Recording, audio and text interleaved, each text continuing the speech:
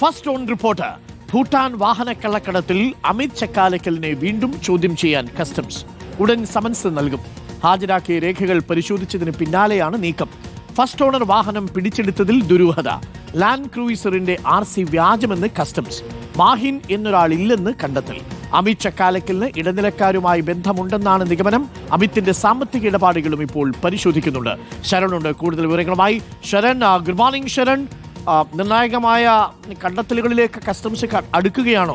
ഈ മാഹിൻ എന്ന് പേരുള്ളയാൾ, അങ്ങനെ ഒരാളെ ഇല്ലേ? ആ വാഹനം ഉപയോഗിച്ചിരുന്നത് അപ്പോൾ ആരാണ്? ഫസ്റ്റ് ഓണർ രജിസ്ട്രേഷൻ അല്ലേ ആ വാഹനത്തിന്? അത് അരുണാചൽ പ്രദേശിലാണ് രജിസ്റ്റർ ചെയ്തെന്ന് അറിയുന്നു. ഇയാൾ അസം സ്വദേശിയാണെന്നാണ് ഇന്നലെ വന്ന വിവരം. അതൊരു വ്യാജമായ പേരും വ്യാജമായ മേൽവിലാസവുമാണോ? ഇത് ഇപ്പോൾ കണ്ടെത്തിയിരിക്കുന്ന ഈ ഫസ്റ്റ് ഓണർ വാഹനം നിർണായകമായൊരു തെളിവാണോ കസ്റ്റംസിന്? ശരൺ,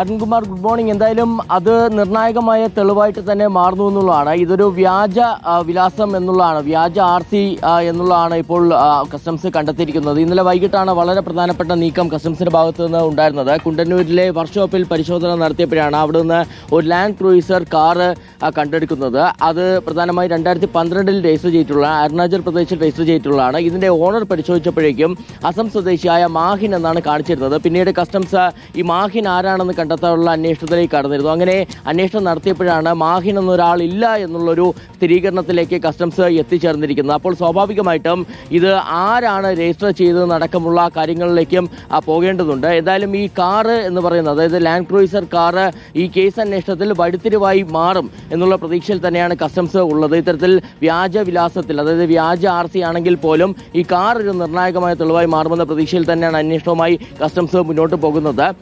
ഇന്നലെ ഈ ഫസ്റ്റ് ഓണർ, അതായത് കേരളത്തിൽ തന്നെ ആദ്യമായിട്ടാണ് ഒരു ഫസ്റ്റ് ഓണർ വാഹനം കസ്റ്റംസിന് പിടിച്ചെടുക്കാൻ കഴിഞ്ഞിരുന്നത്. നമ്മൾ നേരത്തെ പലപ്പോഴായിട്ട് വാർത്ത പുറത്തുവിടുന്ന സമയത്തും നമ്മൾ പറഞ്ഞിരുന്നത് 3rd owner, 4th owner, 5th owner എന്നൊക്കെയാണ്. പക്ഷെ ആദ്യമായിട്ട് ഡയറക്റ്റ്ലി, അതായത് ഭൂട്ടാനിൽ നിന്ന് നികുതി വെട്ടിച്ച് എത്തിച്ച ശേഷം ആദ്യമായി രജിസ്റ്റർ ചെയ്ത അങ്ങനെ ഒരു ഫസ്റ്റ് ഓണർ വാഹനം കിട്ടിയെന്നുള്ളത് ഇപ്പോഴും കസ്റ്റംസ് വലിയ പ്രതീക്ഷ വെച്ച് പുലർത്തുന്ന ഒന്ന് തന്നെയാണ്.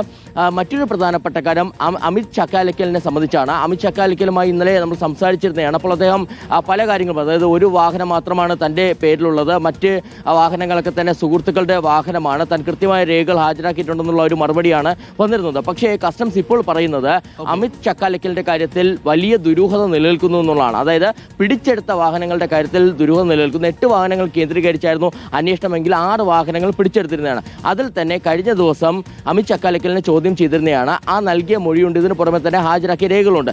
പക്ഷെ ആ രേഖകളിൽ വ്യക്തതയില്ല എന്ന് മനസ്സിലാക്കിയതിന്റെ അടിസ്ഥാനത്തിലാണ് ഇപ്പോൾ അമിത് ചക്കാലക്കലിനെ വീണ്ടും ചോദ്യം ചെയ്യാൻ തീരുമാനിച്ചിരിക്കുന്നത്. ഉടൻ തന്നെ അമിത് ചക്കാലക്കലിന് നോട്ടീസ് നൽകുമെന്നുള്ളതാണ് കസ്റ്റംസ് പറയുന്നത്. മറ്റൊരു പ്രധാനപ്പെട്ട കാര്യം, നേരത്തെ തന്നെ ഈ കോയമ്പത്തൂർ ബേസ്ഡ് ആയിട്ടുള്ള ഒരു സംഘമാണ്, വൻ സംഘമാണ് ഈ ഭൂട്ടാനിൽ നിന്ന് വാഹനങ്ങൾ നികുതി വെട്ടിച്ച് കടത്തുന്നതിന് പിന്നിലെന്നുള്ളത് കണ്ടെത്തിയിരുന്നതാണ്. ആ സംഘവുമായിട്ട്, ഇടനിലക്കാരുമായിട്ട് അമിത് ചക്കാലക്കലിന് ബന്ധമുണ്ട് എന്നുള്ളൊരു നിഗമനത്തിലേക്ക് കസ്റ്റംസ് എത്തിച്ചേർന്നിരിക്കുന്നു. അതുകൊണ്ട് തന്നെ ഈ വാഹനങ്ങൾ വാങ്ങിയതിനപ്പുറമുള്ള ബന്ധം സ്ഥിരീകരിക്കാനുള്ള സാമ്പത്തിക ഇടപാടുകളൊക്കെ പരിശോധിച്ചുകൊണ്ടാണ് കസ്റ്റംസ് മുന്നോട്ട് പോകുന്നത്. ഓക്കെ, താങ്ക് യു ശരണാണ് വളരെ പ്രധാനപ്പെട്ട വാർത്ത ബ്രേക്ക് ചെയ്തിരിക്കുന്നത്. അങ്ങനെ ഒരാളില്ലത്രേ, മാഹിൻ എന്നൊരു പേര്. അതൊരു വ്യാജമായ മേൽവിലാസമായിരുന്നു അത്രേ. അങ്ങനെയാണ് പലപ്പോഴും ഈ ഇടനിലക്കാർ പ്രവർത്തിക്കുന്നത്. അപ്പോൾ അതിൻ്റെ ഉടമയെ ഗാരേജുകാർക്ക് അറിയായിരിക്കുമല്ലോ. അയാളെ പൊക്കിയ കാര്യങ്ങൾ പിടികിട്ടും. പിന്നീട് ആരാണിത് കൊടുത്തത്, എങ്ങനെ അരുണാചൽ പ്രദേശിൽ രജിസ്റ്റർ ചെയ്തു, ഹിമാചൽ പ്രദേശിലും അരുണാചൽ പ്രദേശിലും ഒക്കെ രജിസ്റ്റർ ചെയ്തിട്ടാണ് ഈ വാഹനം ഇന്ത്യയിലേക്ക് കടത്തുന്നത്. അപ്പോൾ പ്രിയപ്പെട്ട പ്രേക്ഷകരെ, സംഭവം കുറച്ച് ഗൗരവമുള്ള വിഷയമാണ്.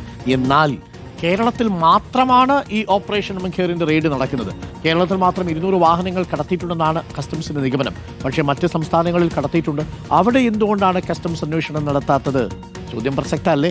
നമുക്ക് കാത്തിരുന്ന് കാണാം. എന്തായാലും കസ്റ്റംസിന്റെ നീക്കം വളരെ ശ്രദ്ധേയമാണ്. ഇന്നലത്തെ കസ്റ്റംസിന്റെ നീക്കം എന്തായാലും ഫസ്റ്റ് ഓണർ വാഹനത്തിലേക്ക് എത്തിയിട്ടുണ്ട്.